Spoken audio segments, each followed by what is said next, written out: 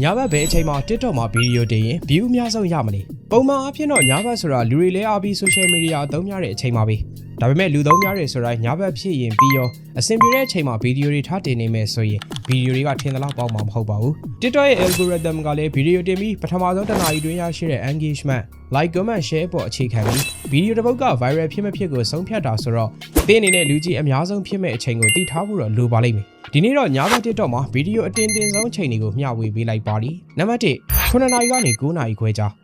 ဒီအချိန်ကတော့လူအများဆုံးအလုပ်ဆင်းပြီးတော့အိမ်မှာပြန်ပြီးအနားယူတဲ့အချိန်မို့လို့ဖုန်းသုံးတဲ့လူလည်းအများဆုံးအချိန်ပဲဖြစ်ပါလိပုံမှန်ဆိုရင်တော့ဒီအချိန်မှာတင်တဲ့ဗီဒီယိုတွေက reach အမြင့်ဆုံးရတတ်ပါလိ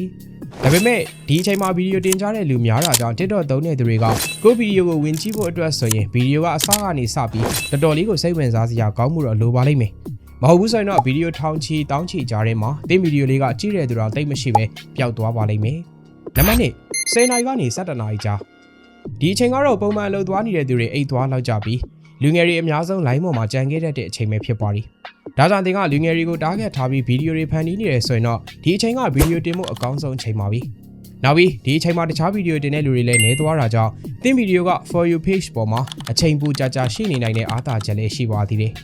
ဒါပေမဲ့ညာဘက်ဖုန်းသုံးတဲ့လူငယ်တွေရဲ့ထုံးစံအတိုင်းဗီဒီယိုရဲ့တန်မလီကစိတ်ဝင်စားစရာမကောင်းဘူးဆိုရင်တန်းကြော်သွားမှာဖြစ်တယ်လို့ hook လို့ခေါ်တဲ့ပထမဆုံး3စက္ကန့်လောက်ကဆွဲဆောင်မှုမရှိဘူးဆိုရင်တင်းဗီဒီယိုကိုကျင်းသေးပေါက်ဆက်ကြည့်တော့မှာမဟုတ်တာကိုသတိထားစေချင်ပါသည်အခုပြောခဲ့တာကရေပုံရပဲဖြစ်ပြီးအကယ်၍တိအနေနဲ့အသေးချာဆုံးအချိန်ကိုသိချင်တယ်ဆိုရင်တော့ setting privacy တွေက analytics ကိုသွားပါပြီးရင် follower tab ကိုသွားပြီးတော့အောက်ဆုံးထိဆင်းလိုက်မယ်ဆိုရင်တင်းကို follow လုပ်ထားတဲ့သူတွေကဘယ်အချိန်မှာ online ရှိတာများတာလဲဆိုတာကိုတိတိကျကျမြင်ရမှာပဲဖြစ်ပါသည်ဗီဒီယိုတွေကိုကြည့်ရှုသူအများဆုံးဖြစ်စေချင်တယ်ဆိုရင်တော့အဲ့ဒီအချိန်ထက်မိနစ်30ဝန်းကျင်လောက်စောတင်မှုအကြံပေးလိုပါသည်